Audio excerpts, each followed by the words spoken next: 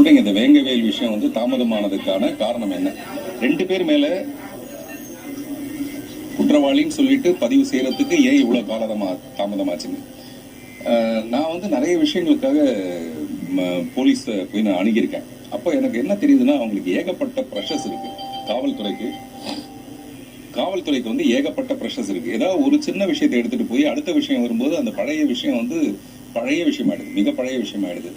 அந்த மாதிரி நிறைய விஷயங்கள் ஒண்ணுக்கு அந்த ப்ரெஷர்னாலேயே வந்து அவங்களால இதை வந்து கவனிக்க முடியலன்ற மாதிரி எனக்கு தோணுது. சந்தோஷம், இப்ப அந்த குற்றப்பத்திரிகை வந்து அவங்க தாக்கல் செஞ்சிருக்கிறது இப்ப மகிழ்ச்சி. இப்ப நம்ம அதை பத்தி ஒரு எதிர்கருத்து சொல்லும் போது அதை பத்தி திரும்ப வேற ஒருத்தர் சொல்ல அது அப்படியே மாறிட்டே இருக்கும். அதனால இதை கடந்து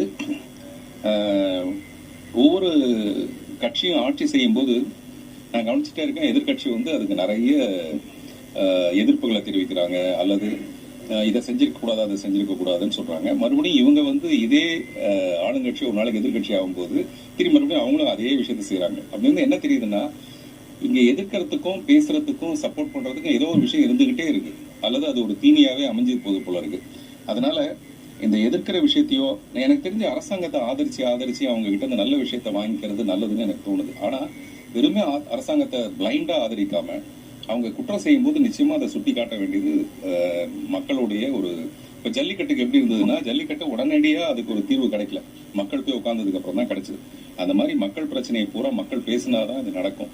அதனால அது எந்த கட்சியா இருந்தாலும், நான் கொஞ்சம் கட்சிக்கு அப்பாற்பட்டவன், அதனால எந்த கட்சியா இருந்தாலும் நடந்தது மகிழ்ச்சி.